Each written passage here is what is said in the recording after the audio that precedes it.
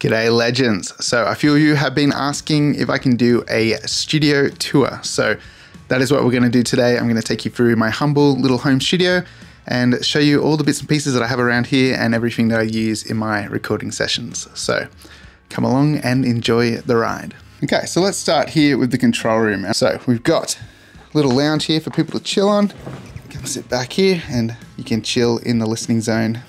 And up here is my desk. And so I built this desk with my dad and I based it off some Argosy, I don't really know how to pronounce the brand, but we based it off the dimensions of one of their desks and then we kind of came up with our own sort of like way of getting it off the ground without having sort of special legs or anything like that. But it was a fun little project. If I can find some images, I'll chuck them up so you can sort of see the progress shots of how we built it. And so when I built it, I wanted to make sure I had plenty of space to add rack gear. So we've got some stuff at the front, got like the Warm Audio 1176 and the Pool Tech. And then we've got a couple of spaces up here as well. So some of the preamps that I run are the Universal Audio to Infinity for 710D. This has the digital out option, but I don't use that. I just have these running into line inputs on the Focusrite and the Octopre. And that's my main interface there, the Clarett 8 Pre-X. It's a really solid interface, hasn't really let me down yet. It's great to have all the options on the front, like the high pass filter, the ability to change the polarity, add fan and power to individual channels. It's a solid unit, but I'm pretty sure they don't make it anymore. And then yeah, just an Octopre for extra inputs and outputs. And then I'm running as well the Phoenix DRS8, and that is an amazing set of preamps there. Use them on drums, guitars, vocals, anything. It sounds awesome. So all of these preamps are just running through the line inputs on the Focusrite, Octopre, and Clarett. And at the top here, we've got a clone of an SSL 4000 bus compressor. Sounds pretty good. Use this on a lot of mixes. And down the bottom here, we have the Samson S Patch Plus patch bay. I've got two of these, and everything is coming to this before it goes to the interface. So all of these preamps over here, Great River, the SSLs, all of that stuff is meeting up down here. So you can see I've got it labeled at the top, Phoenix 1, 2, 3, 4, so on and so forth. All of those preamps are meeting up there. So that means I can then use these patch cables to send them into things like EQs and compressors, which are also being sent here. So you can see up here, we've got opto out, opto in.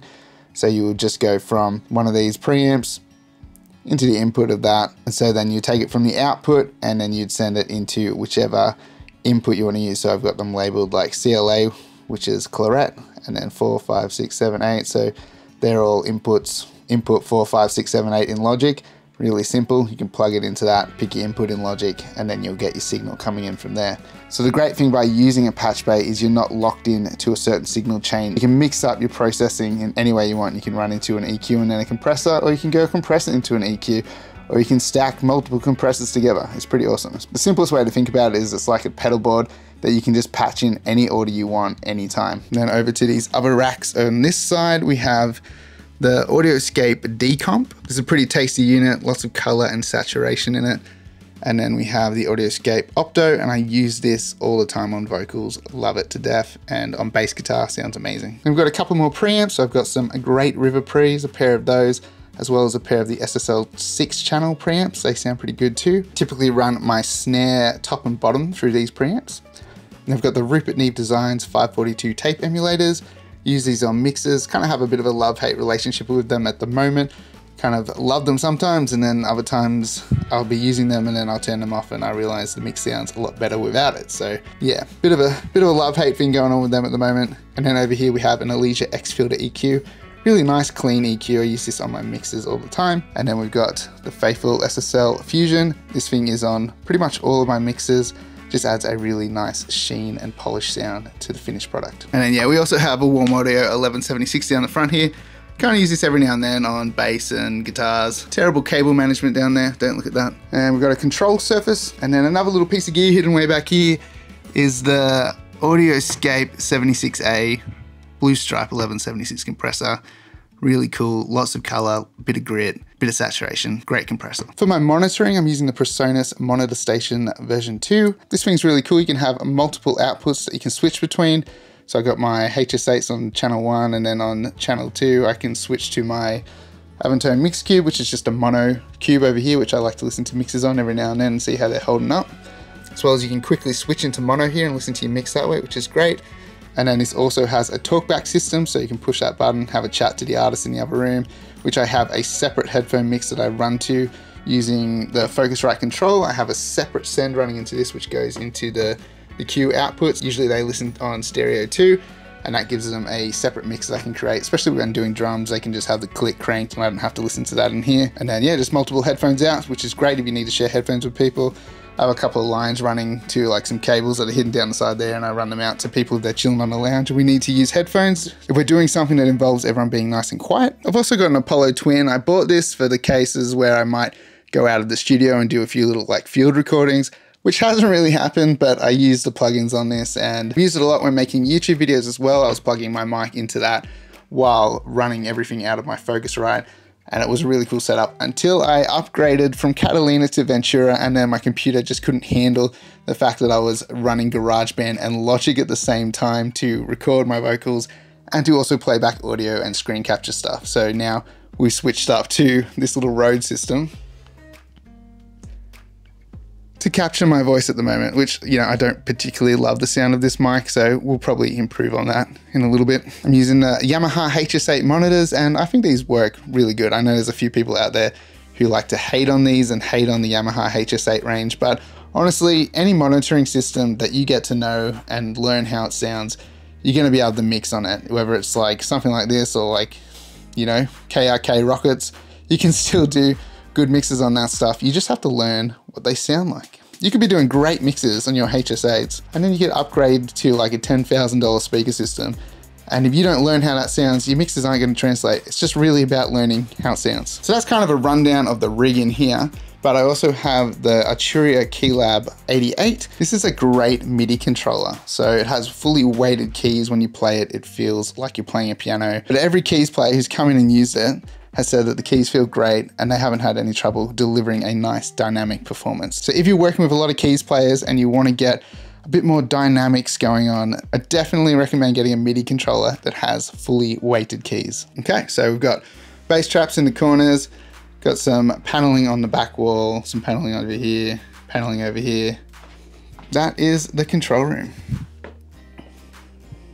Okay, so we leave the control room. We are now in the hallway at the moment. This is where people generally enter in from. There's nothing exciting to see down there. I usually just chuck a mic down there when I'm tracking drums to get some nice ambient drum sounds.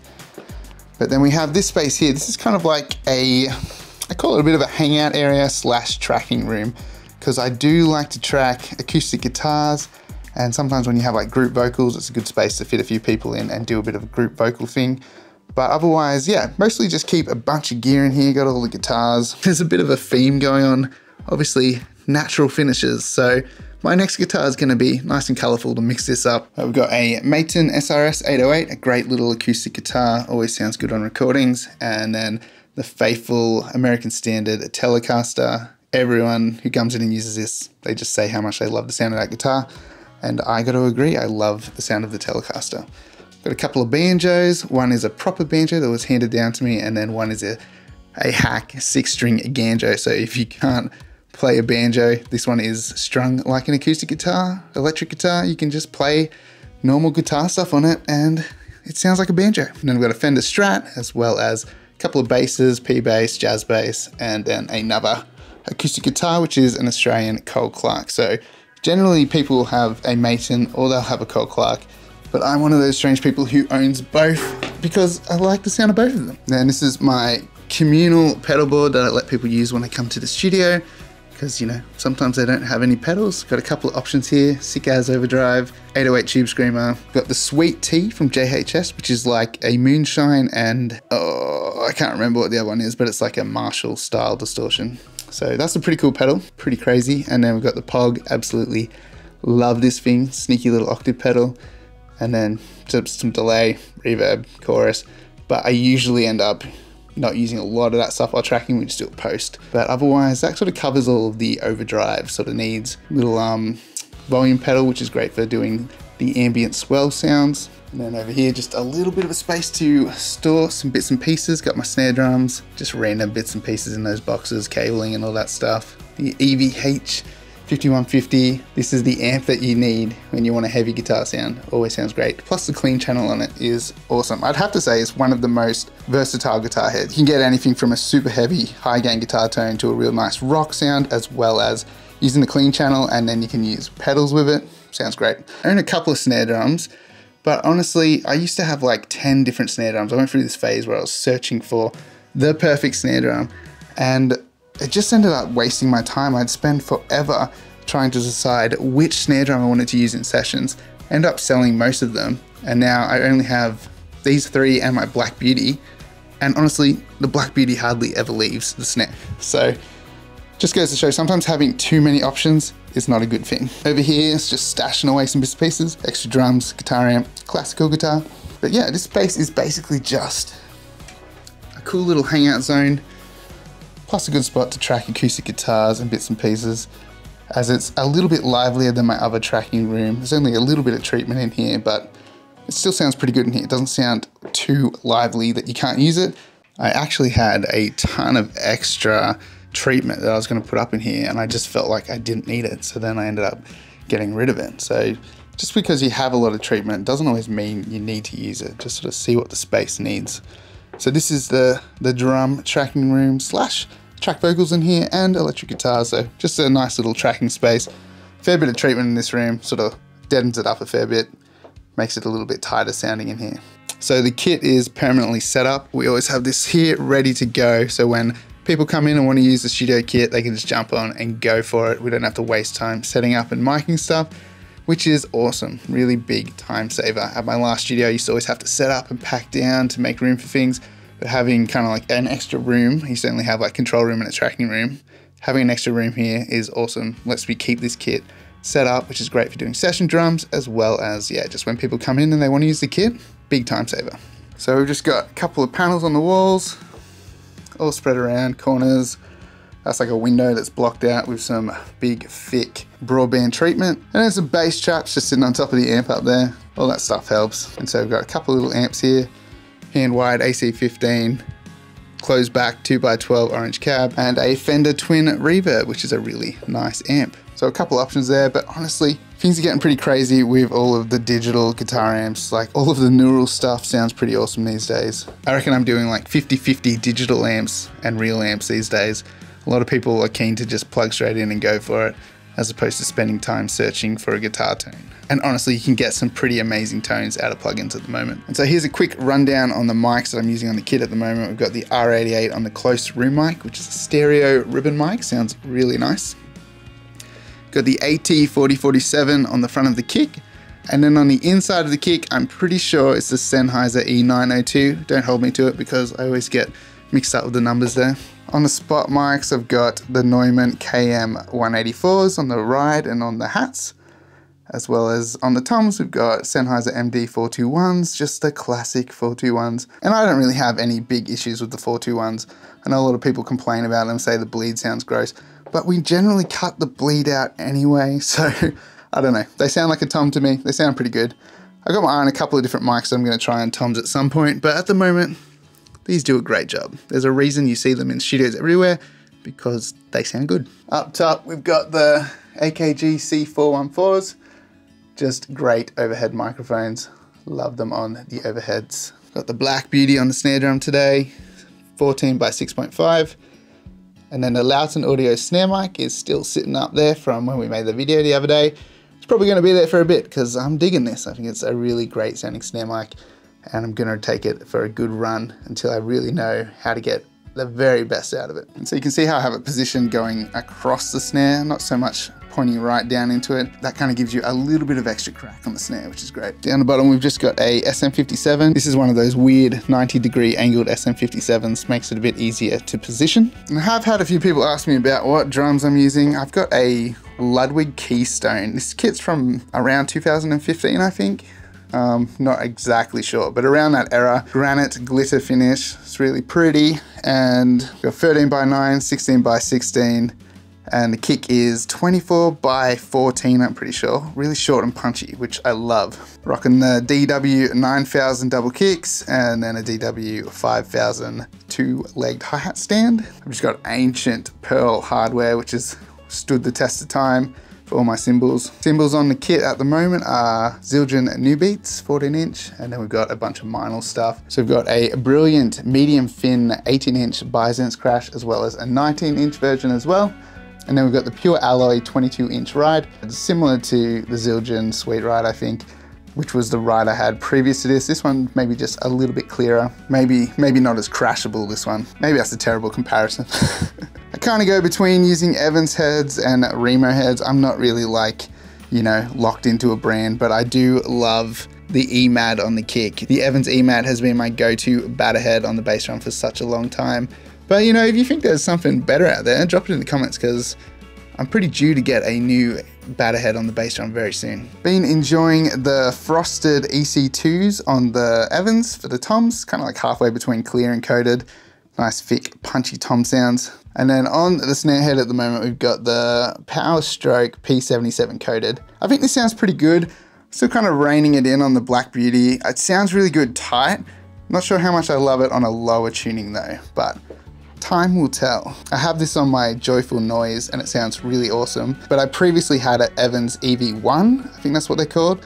It's a single ply head on the Black Beauty, and that sounded really good. It's very ringy though, so you'd use a bit of dampening with it, but it took low tunings really well. You could really drop it down and sound great. Now the headphones I like to use when I'm tracking drums, and it's even like acoustic guitars, sounds where you need good isolation, are the Vic Firth isolation headphones. These things are fairly inexpensive when compared to the other brands out there, but honestly for me, these headphones do a great job. They've lasted a really long time, and I've had a couple of other brands, the more expensive ones, and they always break, and they're always made with cheap parts, real plasticky, and it really frustrates me. So I highly recommend these because they're like half the price of the other ones and they work just as well, if not better, and they sound better. I've noticed the other ones don't sound that great. These ones have an actual fairly nice sound to them. All right, so that was a fair bit of a drum rambling there. And before I forget, we've got the Behringer headphone amp over here. So it's got 4 channels, which is good if you need to chuck an extra person in the room. You can get another set of headphones in here for them to listen along while you're tracking. So if you're on the drums or if you're singing or whatever you're doing, you can set your own headphone level, which is great. And then I just make any adjustments for them from within the control room. So between this tracking space, this kind of gear tracking hangout zone, and then in here in the control room, that kind of is the studio. This is my workspace. This is where I'm hanging out most days, keeping pretty busy, get to work with a lot of cool artists and do a lot of different genres, which is great. So we've had some indie rock this month, had some country tunes, had some prog metal. It's been a pretty fun month. There's lots of different stuff coming through. But yeah, I hope you enjoyed the little tour of the studio. Hopefully this iPhone footage isn't too shaky.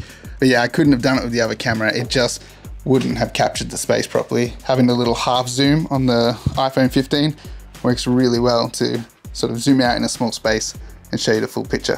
So there you go, guys. I hope you enjoyed this tour of my humble little studio. If there's any questions you have, drop them in the comments below. I'll do my best to answer them. I know this is just a little home studio. There's room for improvement around the place, but I am a firm believer that in your home studios, you can create awesome sounding recordings. You don't have to have a crazy facility to make good music and to get quality results. You just need to know what you're doing and how to treat your space and how to get the best out of it. So thanks heaps for watching, guys. Hit that like button, subscribe to the channel, and any questions, leave them below. I'll do my best to answer them. If you want to support this channel, check out the description below. Check out the link to my website. Check out my range of drum samples and mix courses. Grabbing any of those is a massive support for the time that goes into making these videos. If you're interested in checking out a full mix from start to finish, then stick around for this next video. I'm going to show you how to mix an indie rock song.